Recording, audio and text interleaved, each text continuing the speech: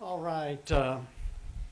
Been working with Futures for several years. I actually taught the first Futures class at Berkeley in the World Future Society when I was a teaching assistant, and given about 18 talks for the World Future, and do various talks on where everything's going. And I don't know if y'all are familiar with the new Area 41 on campus, the secret think tank area. And essentially what it is since we're the land-grant university for the state of Texas, we have the responsibility and means to disseminate knowledge about the future to the rest of Texas. But we have extension service agents in every county in Texas. So what we're doing is we're looking at what's going to happen in Texas in the next 35 years. So we need to envision the future, projecting possible scenarios instead of reacting to situation when the crisis arises. Generally, that is what usually happens. So fortunately, the Bloomberg came out with the 10 booming economic and growing cities in Texas, and we've got 5 cities. Austin, an area, are number 2. Houston is number 7. Fort Worth, Arlington's number 8. Dallas is number 9. And San Antonio is 10. So that's looking really good. So Texas will grow about 30 million in the next 35 years, doubling its population. So there's roughly around 2,000 people moving to Texas every day. You know, where are they going? We could probably get Homeland Security to tell us. And in fact, if any of y'all are out there right now, any of your providers, AT&T, Verizon, everything knows exactly where you are at this point in time. And so anyhow, can you build a city of 750,000 every year for the next 35 years in Texas? That's what 2,000 people moving here every day will create. Of course, they're not all going to move to one spot. They're adding on and creating huge suburbs all around the major cities. Currently, there exists no system. Our feasibility plan for the infrastructure for these cities are a construction system that can build cities at that pace. At the Future Trends Conference last September in Austin, they had brought up that construction is probably going to be the hottest field to be in for the next 30 years. And the reason is most of the states, all of the states really in the United States, have not bothered to update their infrastructure since World War II. So all of a sudden you're having all these people moving in and they're tacking new infrastructure into old sewers, water mains, and electric grids. And with great possibility of the whole thing breaking down. So Texas has about 630 hospitals with 83,000 patient beds, has 1.5 million college students in the state, and 5 million K-12 and 1,030 school districts. So with population doubling in 35 years, what plans must Texas take to maintain, quality education? So can Texas double the number of teachers and doctors in 35 years? Texas ranks 46th in education funding for students, and Texas ranks 45th in physician to population ratio. So let's look at what happened in the legislature last week. If you were following, the House voted to cut funding in K-12 by 11% over the next 2 years. The Senate voted to cut it by 6%. So there'll be a compromise in there. But to give you a little peace of mind, they said then the school districts can reduce the salary of K-12 teachers by whatever that percentage is, which is kind of sad. And then that essentially leaves it open. They have a choice of doing that or firing about 58,000 school teachers in K-12 in the state of Texas. And this is, as population's growing 2,000 each day. And in medical schools, as you know, we probably are the second in the United States for graduating more medical students.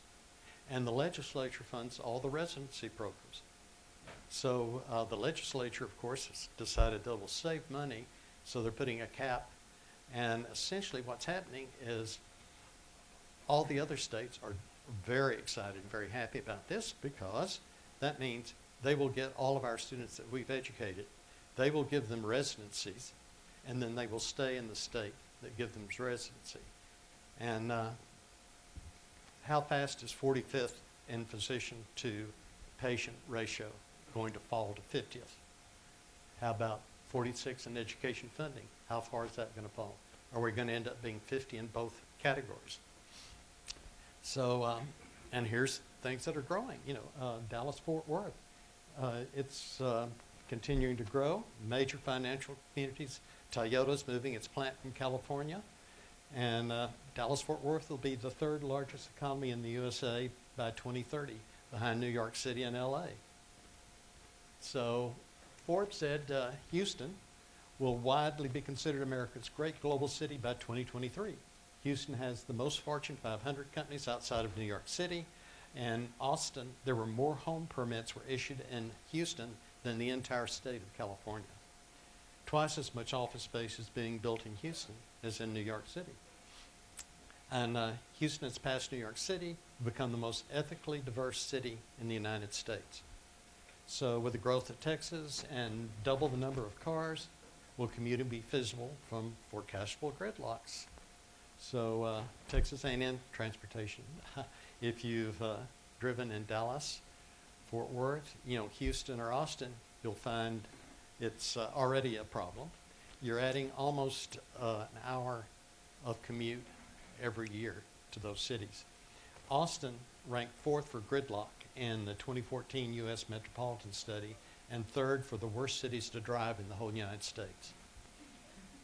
Air pollution kills more people in the U.S. each year than any disease. So Houston ranks number 6. Dallas-Fort Worth ranks number 8 for the most polluted cities in the U.S. So what we need are extensive bullet trains, monorails, and transit systems. Hopefully the Dallas-Houston will go through. And working from home with high-speed internet and virtual reality could ease the impact. AT&T has 40% of all its workforce working from home. By the late 2020s, there'll be no reason to utilize real offices. Real estate will become virtual. Virtual office benefits from home, less city infrastructure, less office buildings required, less freeways needed, less cost for gasoline cars.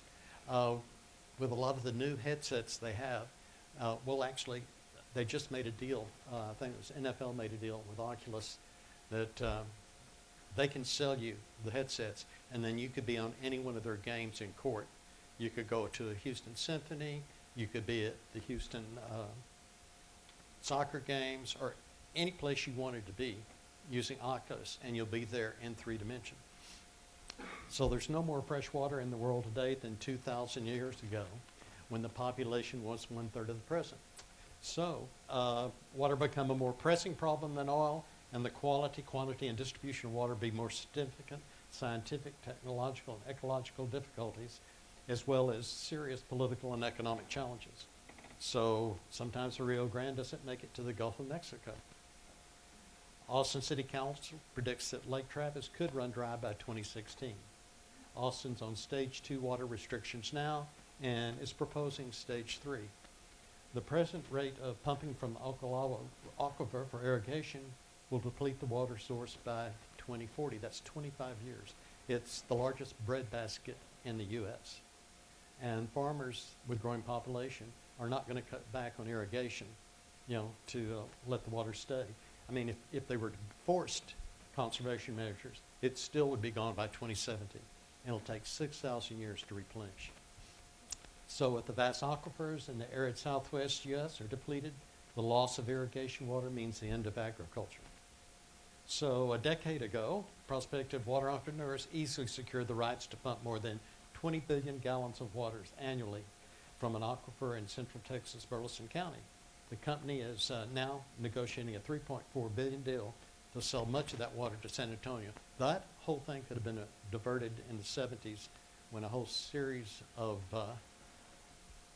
people came in to San Antonio and bought a batch of property and over the recharge zone of the Edwards Aquifer, and they were pleaded with not to do it, the environmentalists.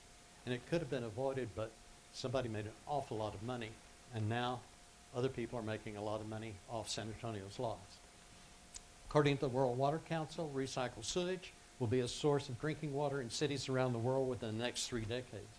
Wichita Falls, the Texas city of more than 104,000, suffering the worst drought on record, is one of the first places in Texas to treat sewage and pump it directly back to its residents. In 20 years, the majority of cities in Texas will be drinking recycled water. So in 2000 was the hottest decade on record for the U.S., and 2004 was the hottest year ever. The western drought of recent years represents the driest conditions in 800 years, cost Texas and Oklahoma $10 billion in agriculture in 2011 and 2012. Global warming is also exacerbating extreme rainfall because on a warmer planet, the air can hold more water vapor. The U.S. has lost coastline over the last century, and over the next century, sea level is projected to rise 1 to 4 feet. Cities are heat islands that can be 14% hotter than the surrounding areas. Buildings, roads, lack of plants that cool the air by evaporating water, and heat generated by lots of human bodies. France enacted a law that any commercial building built in the whole country of France has to cover their roofs with plants or solar panels. Texas needs a similar law. Green roofs create an insulating effect, reducing the amount of energy needed to heat or cool a building and reduce the heat island effect of cities. We have a landscape architect on our faculty that did the Chicago City Hall roof, and their energy bill dropped by 40%. We're living in a state of denial when the greater Houston area continues to push south into areas that are highly vulnerable to storm charges. The Port of Houston at the head of Galveston Bay continues to expand, and the city of Galveston refuses to adopt a setback policy for new construction along the Gulf shoreline. And interestingly enough, there are 300,000 commercial buildings and residents in the 100-year floodplain in Houston. In January of 2014, the Houston Chronicle said that scientists predict that Galveston will be 2/3 its size within 30 years due to rising waters, eroding beaches, and subsiding land. Climatologists who have studied both the history and the computer models on Texas rainfall have concluded that the state is headed for a very long period, possibly marked in hundreds of years, whereas rainfall continues to decrease and more of the state becomes desert-like, a process known as desertification. Meanwhile, there was a 3-day dust storm in western Oklahoma and the Panhandle. The drought is now considered worse than the Dust Bowl. Texas is caught in the perfect storm of drought. Years of unregulated expansion and sprawl, limitless underground pumping, poor conservation management practice has set up the state for disaster. Now come the effects of climate change with increased temperatures and evaporation rates, and the result is a disaster. Your lifestyle will have to be adjusted on lush lawns and tropical landscapes. Unless you can pay 4 times more for water, your lawn and landscape will be rocks and native plants. Look at what Austin is doing with their green energy requirements now. And last week, the state of California, which is under extreme drought, has passed an order down that residents have to use 25% less of their water. You know, the only thing they're not affecting is agriculture, because they're in real trouble with agriculture. There should be a state-mandated building code requiring rainwater harvesting and gray water systems, to conserve water. Texas has enough wind power and solar energy to power the nation. Texas is the #1 producer of wind energy in the United States, with 13,000 megawatts of installed power and 1 million megawatts of yet untapped potential. Wind energy has created thousands of jobs and provided billions of dollars in economic benefits. Texas isn't a leader in solar energy yet, but there are 300 companies in the state working to change that. Texas is the fastest growing in terms of new solar energy. According to Solar Energy Industries Association, Texas is the state to watch, with enough solar potential power to power not just the United States, but the entire world. The only reason Texas didn't experience rolling blackouts in the summer of 2011 was wind turbines producing 10 to 18% of energy needs. In March of 2014, Texas produced 37% of the electricity by wind, thanks to a new transmission line. With the increase of 30 million people in 35 years, will Texas need to morph to solar and wind energy to meet the energy needs and cut down on greenhouse emissions? Okay, generating wind power creates no emission and uses virtually no water. The water consumption savings from wind projects in total, more than 7.8 billion gallons of water a year. The wind power installed in Texas will avoid 23 million metric tons of carbon dioxide emissions a year, the equivalent of taking 4 million cars off the road. December of 2014, the Texas Tribune said, In 15 to 20 years, oil prices will not determine the price of energy in Texas. The technological improvements and growth of solar and wind turbines in the state will. City of Georgetown and Georgetown Utilities announced Wednesday it has signed an agreement to make one of its first communities in the U.S. powered exclusively by solar and wind energy. The City of Pflugerville is creating an 800-acre solar collector farm to provide all of its energy. Google futurists note that solar power has been doubling every 2 years for the past 30 years as costs have been dropping. They say solar energy is only 6 doublings or less than 14 years away from meeting 100% of today's energy needs. There'll be disruption of the entire fossil fuel industry, starting with utility companies, which will face declining demand and then bankruptcy. Several of them see the writing on the wall. The smart ones are embracing solar and wind power.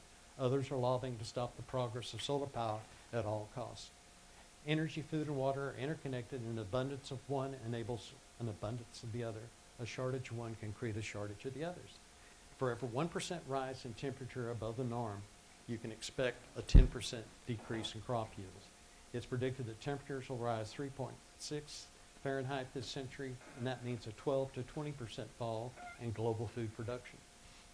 The World Bank forecasts the average U.S. household will spend 25% of annual income on food within 10 years.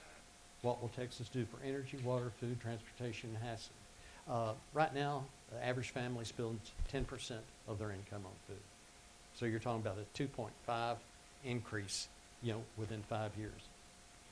Tidal and wave energy promises gives Texas an edge. Ocean aquaculture and agriculture would be a priority for Texas with its extensive coastline. The next major food revolution will be vertical agriculture, which we grow food in vertical buildings rather than horizontal land. Vertical agriculture will be able to recycle all nutrients, capture all pollutants, require no use of antibiotics and pesticides. Today, 1/3 of the usable land is devoted to agriculture, 70% which goes to animal for production. Vertical agriculture will free up almost all of this. So we need to build the infrastructure of the future, not just patch up that of the past. Failure to do so will only stall and hold back recovery. So Texas' biggest problems will create Texas' greatest opportunities. Thank you.